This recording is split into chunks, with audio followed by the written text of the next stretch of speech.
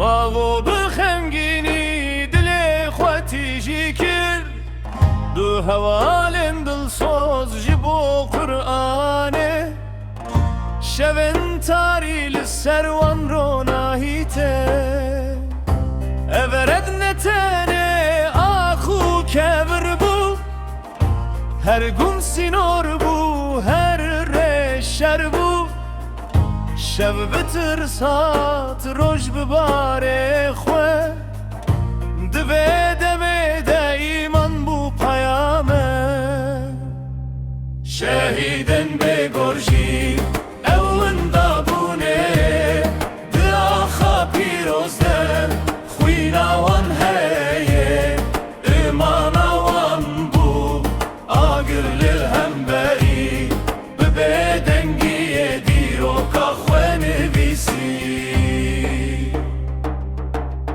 کراسه باوریه لمل گرام بو گوتنا حق بقیمت جم بو نه دوست یار بو نه جی دجمن مرو بخود رتن ما بو دوه آخده هن راوستم تنه نه به هزادستان نه به جنگه سید حسین و حسن بیگمان لبر تاریتی روناهی دیدن شهیدن بگرجی اون دابونه دی آخا پیروزده خوی نوان هی ایمان وان بو آگر للهم بری ببدنگی دیرو که خواه نویسی نشارت بون ره نشارت بو وگر حق شرط وان بو جان جیل سر دشوا قدر ده نور را حق بون بدستن ولا لبر ظالمان بون ظالم ننابك نجي كسه او روی تاریه برومته شهادت نداویا گوتنه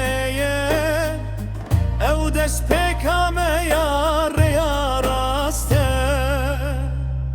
شهیدن بگرجی اون دابونه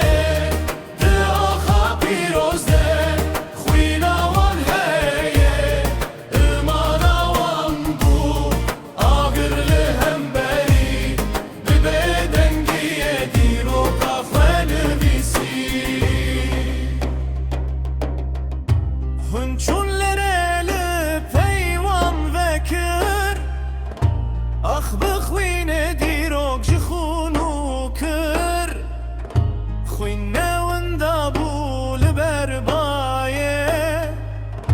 بو پیام آرونی یا روجاس به کربلا خطب داوین بو هر دور خوین دیسا شر بو هر اخ به خوین شاهده هر دل به راستی دشینه سید حسین تو چویله تو دیجی دل آزاده تو هارتن دیجی لبر تاریتی